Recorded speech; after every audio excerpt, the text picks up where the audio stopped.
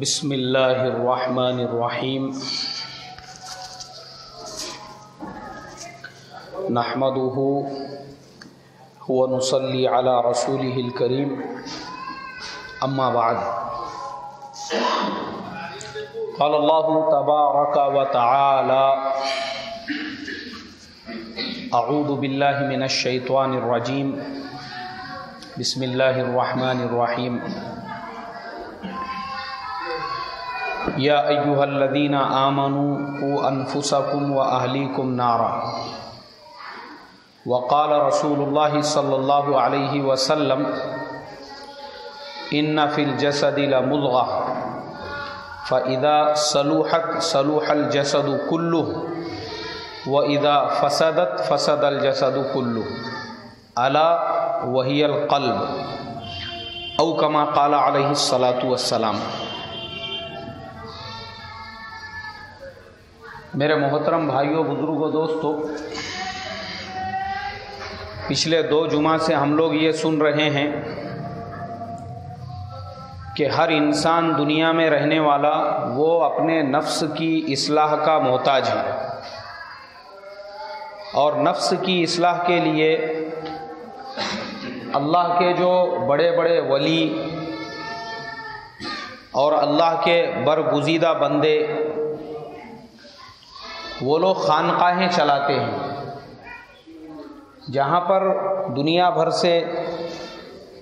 جو لوگ اپنے نفس کی اصلاح کے محتاج ہوتے ہیں ان کی صحبت میں رہتے ہیں، ان سے سیکھتے ہیں، ان سے حاصل کرتے ہیں۔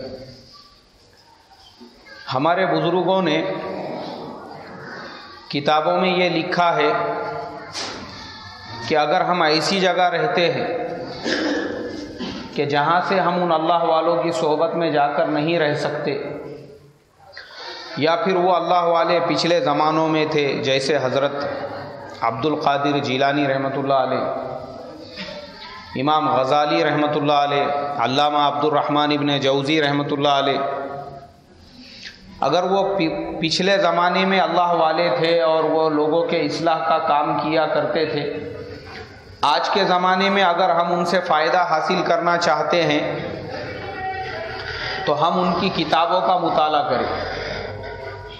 ان کی کتابیں پڑھیں۔ ان کی کتابوں کا پڑھنا ایسا ہی ہے جیسے براہ راست ان سے فائدہ حاصل کرنا،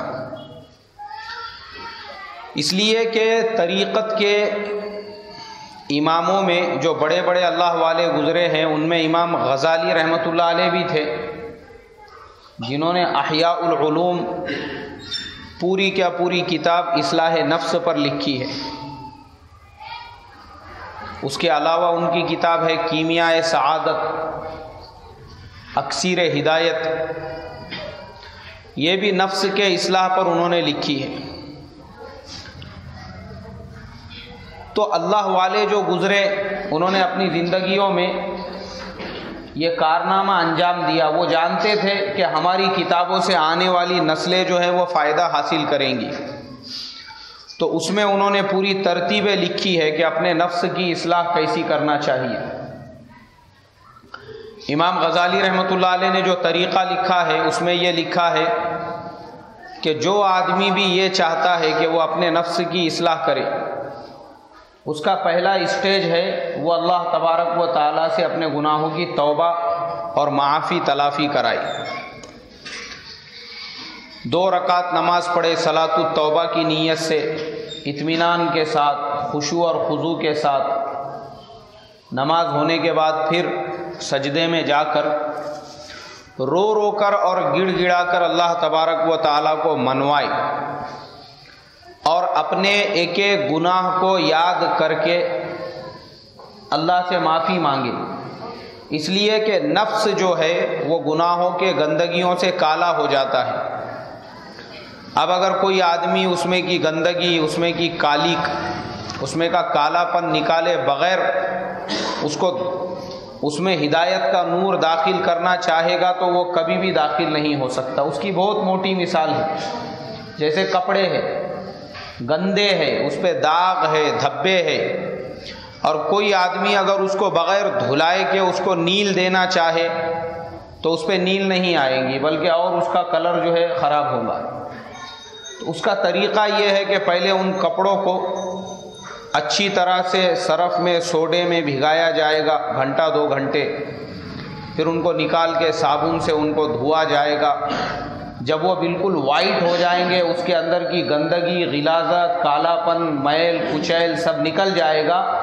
اس کے بعد اس کو پھر صاف پانی سے نچوڑا جائے گا، اور وہ نچوڑنے کے بعد پھر اس کو جب نیل دیں گے تو اس کے اوپر نیل کا رنگ جو ہے وہ کھل کر سامنے آئے گا۔ یہی حال نفس کا ہے کہ نفس گندا ہو چکا ہے، اس میں غلاظت، کبر کی، شرک کی، بدعتوں کی، حسد کی، جلن کی اور اللہ کے حکموں کو توڑنے کی جمع ہو چکی ہے۔ اب وہ گندگیاں جب تک باہر نہیں نکلیں گی اس وقت تک اس میں ہدایت کا نور نہیں آئے گا۔ تو اللہ والے جو ہوتے تھے وہ ایسی ہی تربیت فرماتے تھے، جیسے امام غزالی رحمۃ اللہ علیہ نے طریقہ لکھا کہ پہلے تو توبہ کرے اللہ سے کہ اے اللہ آج تک میں نے جتنے بھی گناہ جان کر انجانے میں کیے ہیں تمام گناہوں کو تو اپنے فضل و کرم سے جو ہے معاف فرما دے۔ اور کیسی توبہ کریں گے؟ ندامت کے ساتھ میں کہ اب آئندہ میں وہ گناہ نہیں کروں گا۔ اور اس کے بعد جب ہم نے توبہ کر لی اس کے بعد اطمینان سے سکون سے بیٹھ کر اپنا خود کا جائزہ لے، محاسبہ کرے کہ میرے اندر کون کون سی خرابیاں، کون کون سی برائیاں ایسی ہے جس کی وجہ سے ہدایت کا نور میرے دل میں نہیں آ رہا ہے۔ اس لیے کہ وہ برائیوں کی مثال ویسی ہی ہے جیسے کالے داغ لگے ہوئے ہیں، پہلے اس کو دھلنا پڑے گا، اس کو دھلنے کے لیے محنت لگے گی، اس کو رگڑنا پڑے گا، اس کو برش سے صاف کرنا پڑے گا، تب وہ داغ صاف ہوگا۔ تو اپنے نفس کی اصلاح کی جب ہم شروعات کریں تو سب سے پہلے ہم اپنا محاسبہ کریں کہ میرے نفس میں ایسی کون کون سی گندگیاں ہیں، کون کون سی برائیاں ہیں جن کو میں دور کروں۔ جب وہ دور ہو جائیں گی، نفس جب ان سب سے خالی ہوگا اس کے بعد ہی تو نفس میں ہدایت کا نور آئے گا، اس کے بغیر کیسے آئے گا؟